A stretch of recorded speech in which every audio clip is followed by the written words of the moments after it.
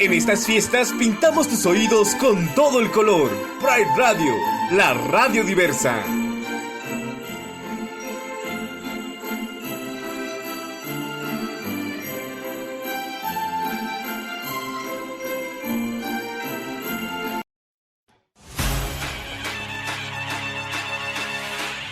Bienvenidos a Namaste. Comenzamos.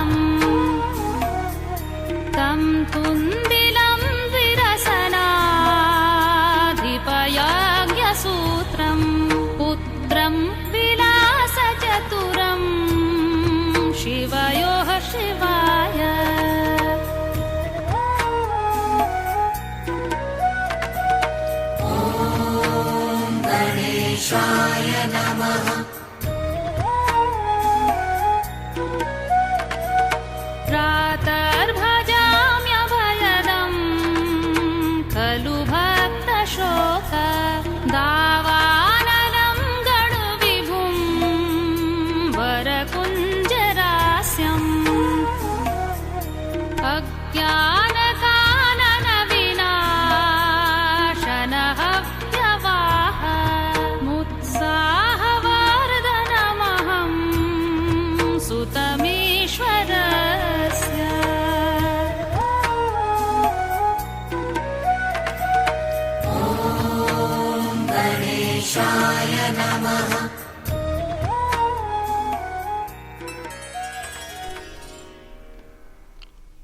Hola, hola, ¿qué tal? Muy buenas noches, tengan todos ustedes. Bienvenidos a su programa Namaste. ¿Cómo están? ¿Qué tal su nochecita? Una nochecita bastante fría, bastante relajada. Y pues el día de hoy vamos a tener un tema bastante tabú. El tema del aborto con respecto a la espiritualidad. Y pues bueno, hay muchas situaciones. Creo que lo primero que tenemos que ver es cuáles son las posturas que tienen las diferentes espiritualidades o diferentes caminos espirituales con respecto a este tema. Todas las religiones son conscientes del principio espiritual de la supervivencia del alma después de la muerte del cuerpo físico, al igual que tienen ese rechazo por el aborto sin llegar a profundizar sobre ello. Pues bien, hay situaciones hay caminos espirituales como en el budismo, como en el hinduismo, que tienen una conciencia bastante diferente a la conciencia occidental y pues obviamente tienen diferentes posturas. La Iglesia Católica pues obviamente tiene una postura rotunda del no al aborto, pero pues no se profundiza al 100% por qué es el no, ¿no? Ellos solamente lo hacen resguardando la vida, resguardando esa parte del soplo divino, y lo más importante es de que el aborto inducido o provocado quirúrgicamente o mediante fármacos, pese a ser una elección de vida, es un momento bastante grande en la historia personal, pero cómo actúa multidimensionalmente. El cómo afecta la energía de los contratos álmicos entre almas, por así decirlo, es individual en cada caso. No se pueden hacer generalizaciones en este aspecto. En cambio, en cómo afecta la energía del cuerpo multidimensional, sí hay relativas constantes. Y ese es el tema que hoy vamos a tocar. ¿Cuáles son las relativas que tiene el que una mujer tenga que llegar a este punto de poder hacer un aborto inducido? Y pues el bebé abortado por lo general permanece en forma fetal en el campo energético. Déjenme comentarles. Esto siempre se va a encontrar adherido al etérico, que es nuestro sistema pragmático, el sistema de defensa de nuestro cuerpo, por mucho tiempo, salvo que se regrese de nuevo en otro embarazo en que sí se le permita nacer. Y de no ser así, con los años puede ser causal de enfermedades, generalmente tumores en los órganos genitales, activado por la culpa. ¿Ok? Los budistas generalmente son reacios a intervenir en la decisión personal de una mujer a interrumpir su embarazo. El budismo, sin embargo, desaconseja el aborto, pero también desalienta la rígida imposición de los absolutos morales. Esto puede parecer contradictorio y en nuestra cultura muchos piensan que si algo es moralmente incorrecto debería ser prohibido. Pero el criterio budista es que el seguimiento regido de las normas no es lo que nos convierte en seres morales. Entonces, ¿dónde queda en el budismo los derechos humanos? En primer lugar, la visión budista del aborto no incluye un concepto de derechos, ya sea un derecho a la vida o un derecho al propio cuerpo. En parte esto se debe a que el budismo es una religión muy antigua y el concepto de los derechos humanos es relativamente reciente. Hace 2 semanas yo le comentaba a mi compañero del programa Horny, a César Méndez, que por aquí ya está conectado, te agradezco mucho que ya estés por aquí.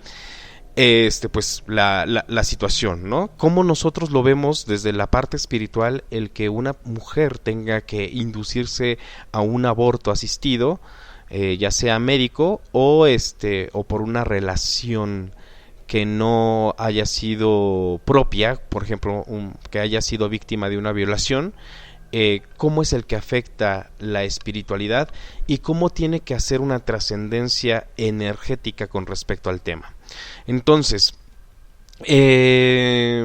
El budismo dice que la vida no tiene un comienzo. Los científicos nos dicen que la vida llegó a este planeta de alguna manera, hace alrededor de 4.000 millones de años, y desde entonces la vida se ha expresado de diversas formas, pero nadie ha observado el principio. Nosotros, los seres vivos, somos manifestaciones de un proceso ininterrumpido que ha estado ocurriendo durante 4.000 millones de años, según nuestro conocimiento actual y temporal. Por eso preguntar, ¿cuándo empieza la vida? Es una pregunta tal vez sin sentido, y cada uno de nosotros podríamos preguntarme qué pasa con el alma individual. Una de las preguntas más esenciales y más difíciles de las enseñanzas budistas es el Atman o Anatta, que significa sin alma. El budismo enseña que nuestros cuerpos físicos no están poseídos de un yo intrínseco y que nuestra sensación persistente de nosotros mismos como algo separado del resto del universo es solamente una ilusión. Pero esta no es una enseñanza nihilista. El Buda enseñó que si podemos ver a través de la ilusión del pequeño yo individual, nos damos cuenta de un inmenso yo que no está sujeto ni al nacimiento ni a la muerte. Entonces aquí cabría la pregunta, ¿qué es el yo? Nuestros juicios sobre las cuestiones diarias dependen de gran medida a la forma en que conceptualizamos las cosas. En la cultura occidental observamos a los individuos como unidades autónomas. La mayoría de las religiones enseñan que estas unidades autónomas, que están dotadas de un alma, ya he mencionado la doctrina de la Anatman, que según esta doctrina lo que consideramos como nuestro yo es una creación temporal de los satyas. Los satyas son atributos o formas que dan pie a los sentidos, a la cognición, a la discriminación, a la conciencia, que se unen para crear un distintivo ser vivo. Como no hay alma que tiene que transmigrar de un cuerpo a otro, no hay reencarnación, en el sentido usual de la palabra. El renacimiento se produce cuando el karma, creado por una vida pasada, se traslada a otra vida. La mayoría de las escuelas del budismo enseñan que la concepción es el inicio del proceso de renacimiento y que por tanto marca el comienzo de la vida de un ser humano. En esto, en la parte, como les comentaba hace unas semanas, con respecto al libro tibetano de los muertos, habla sobre la parte del bardo.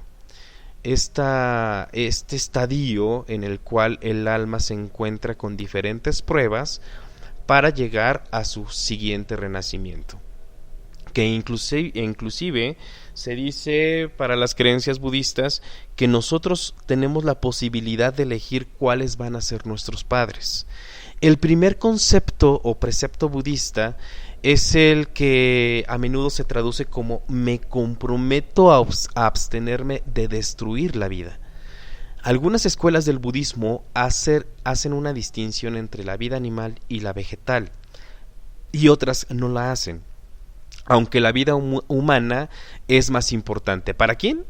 Nos advierte del precepto de abstenernos de tomar la vida en cualquiera de sus innumerables manifestaciones. Desde esta perspectiva, no hay duda que la interrupción de un embarazo es un asunto sumamente grave, pero no como precepto humano, sino como una asociación extensiva a la conciencia del que lo hace. Sin embargo, ninguna escuela del budismo absolutamente lo prohíbe desde un punto de vista moral. El budismo nos enseña a no imponer nuestras opiniones sobre los demás y a sentir compasión por aquellos que se enfrentan a situaciones difíciles. Aunque en algunos países predominantemente budistas como Tailandia, imponen restricciones legales sobre el aborto. Muchos budistas no creen que el Estado deba intervenir en asuntos de conciencia, moral o religión. Entonces, ¿en qué quedamos? El egoísmo, el deseo y el sufrimiento que puede crear el acto de abortar